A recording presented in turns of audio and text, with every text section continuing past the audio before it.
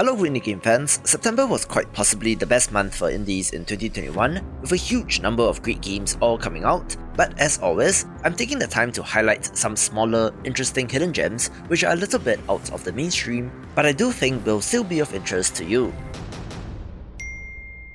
Let's begin with Source of Madness, a roguelite set in a world full of eldritch monsters.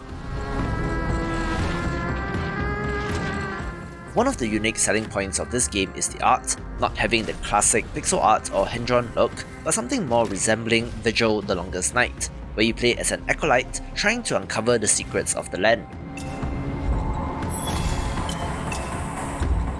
It is still in early access and has a ways to go, especially with how the game controls, which is a little floaty and needs more variety in the action, but a good first step nonetheless.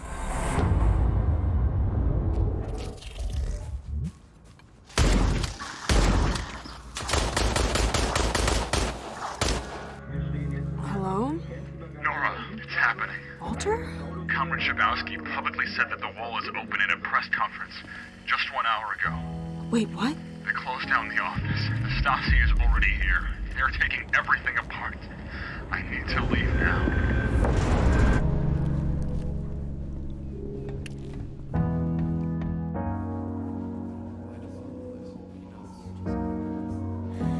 I come from a different place. And I'm just here to look for someone who arrived here just before me. If you're a fan of Half-Life, I'm sure that INDUSTRIA will be of interest to you, since it really does remind me of Half-Life 2 in many ways. It's a narrative-driven first-person shooter set in a parallel dimension on the day of the fall of the Berlin Wall, where you play as a woman looking for her missing colleague. The enemies here are all robots, but otherwise it's a differently paced title as compared to your modern team deathmatch or battle royale shooters, making this worth a play. Our central processing unit Atlas is out of control. I just discovered parts of it all over our servers. I do love my puzzle games, of which there are many, but sadly, it's an underappreciated genre, but that just means that these games tend to pop up in hidden gem videos like this, with the example here being Bonfire Peaks. In every level, you're trying to set your belongings on fire, having to stack and climb boxes in order to do so. However, if anyone spent any time with games like Stefan's Sausage Roll, I'm sure that the PTSD will begin to set in with the footage, but that just means that it's an awesome puzzle game that is a real head-scratcher.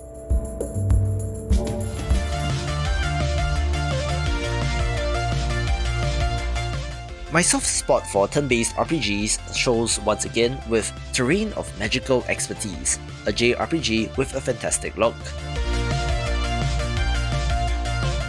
While combat does appear to look like Mega Man Battle Network due to the grid-based structure, it actually more resembles a classic turn-based RPG with active elements like a Mario RPG, where you play as a white hat hacker trying to win the Campaign of Champions, a tournament within this fictional MMORPG.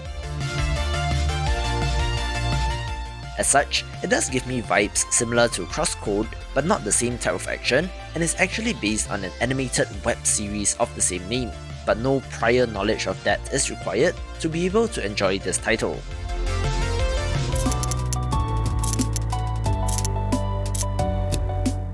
Once again, I do have to give another puzzle game a special mention with The Signal State, a logic puzzle game that is inspired by modular synthesizers, having you plugging and unplugging various cables in between the components in order to make them work.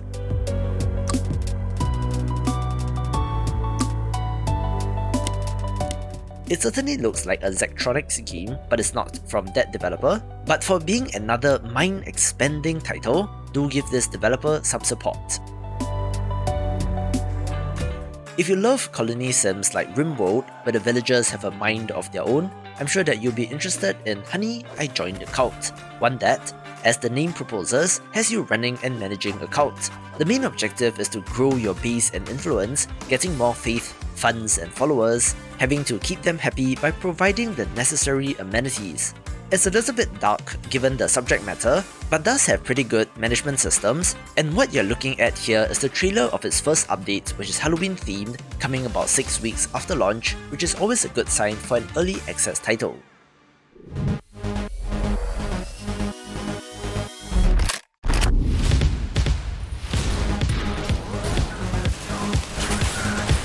One of the most successful titles on this list in terms of pure estimated sales figures is Severed Steel, a stylish first-person shooter with a built-in stunt and parkour system.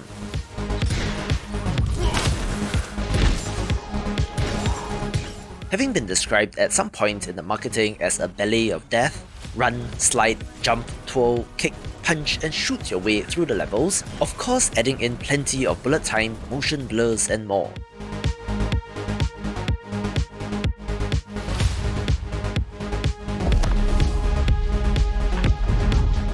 Interestingly, there is no reloading in this game, where you simply discard the weapon when you're out of ammo and grab a new one from the next enemy that you kill, adding a sense of fluidity to the game which just feels great.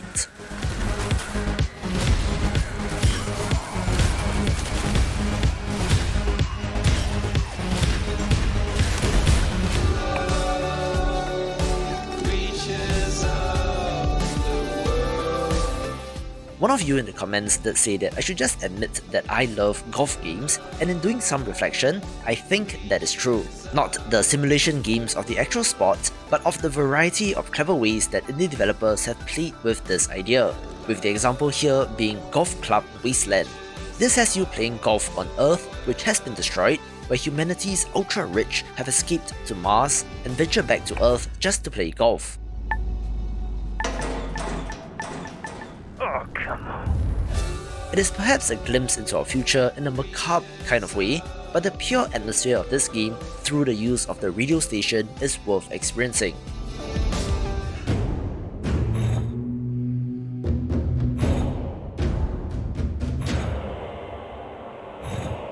Evidently, I do like turn-based tactics titles, whether roguelite or not, so of course, Pawnbarian gets a special mention on the list.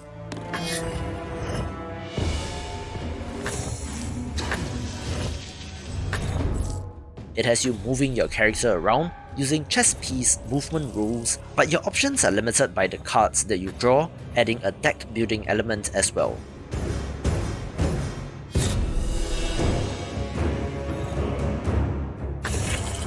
In addition, the movement cards can also be upgraded, which adds tactical depth, where there are 3 characters with different cards and movement options, which adds variety.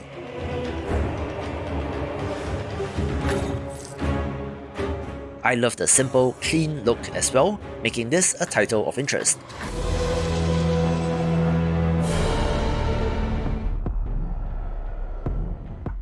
Encased is a sci-fi post-apocalypse CRPG whose closest comparison would be Fallout 1 and 2 and even Wasteland, sharing a similar setting and vibe, but does have more of a new school tactics-style combat. It is set in an alternative 1970s, where a mysterious structure known as the Dome is discovered in the desert, and you play as an employee of a company with the task of going on a one-way trip inside the Dome.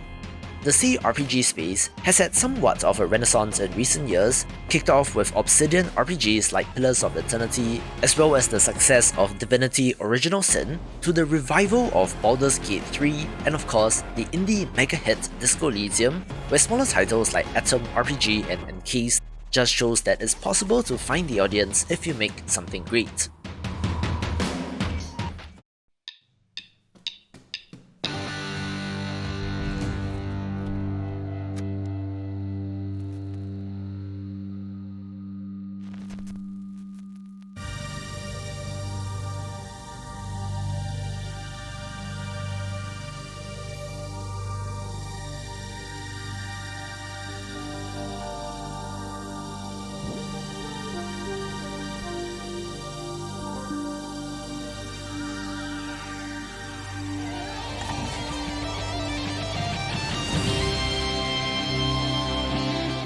Let's kick off the top 5 with The Artful Escape, one of the most visually striking and unique games out there, where you play as a young musician living in the shadow of his uncle, who is a legend in the space, struggling to find his own on-stage persona by exploring the cosmic wanderings of his own imagination. This is done by, strangely enough, auto-runner style platforming and a Simon style memory game, not being the most intense in terms of gameplay, which points us back towards the visuals. Given the publisher, who has connections to Hollywood, we do have a star-studded voice cast, but at the same time, does make me hesitate to truly classify this as indie, but semantics aside, it's a beautiful game that's just an experience worth having.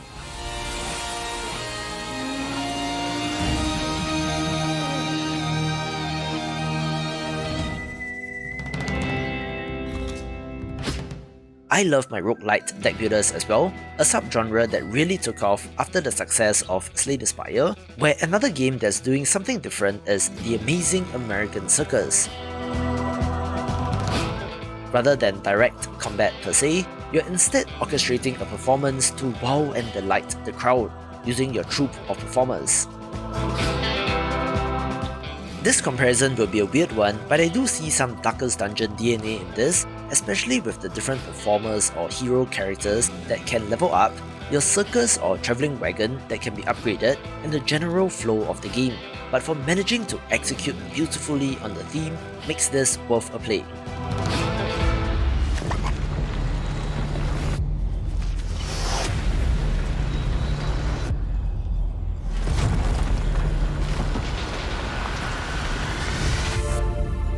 Far from here, beyond the furthest star, a cataclysm threatens an entire planet. But light shines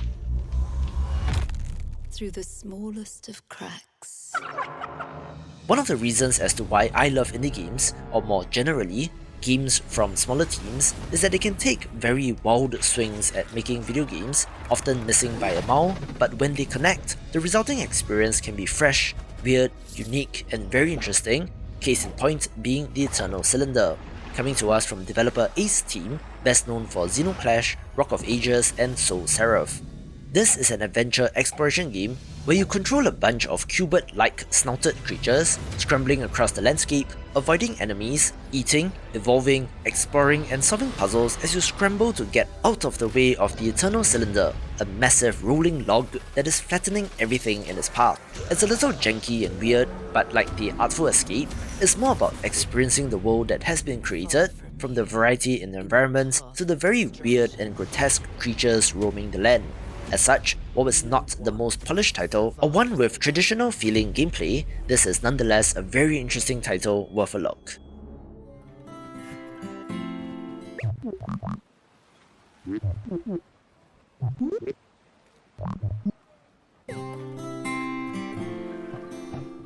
Toem is a black and white adventure game that is all about photography, giving me some chill vibes and is simply pleasant.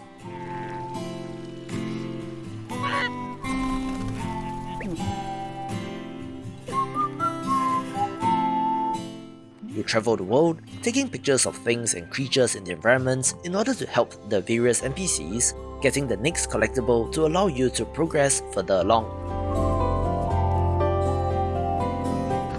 It certainly isn't the most gameplay focused title, but the photography element is pretty neat, which, combined with the adorable character designs, just gives me good vibes. While there are some instructions and text which may be unclear, it is a relatively minor issue and is still a great game worth a play.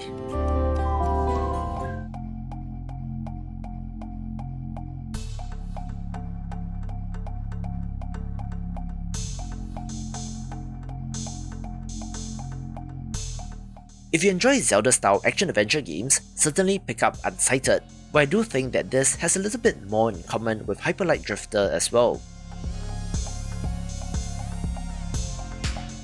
It has you playing as an android, searching for something known as Anima, an energy source that powers all androids, where if they run out of energy, they turn into mindless, hostile robots known as the Unsighted. As such, there's a constant timer in this game, which continues to run as long as you are playing the game, since all android characters, including vendors, NPCs, and even your playable character is on that very timer, making you push the pace of the action.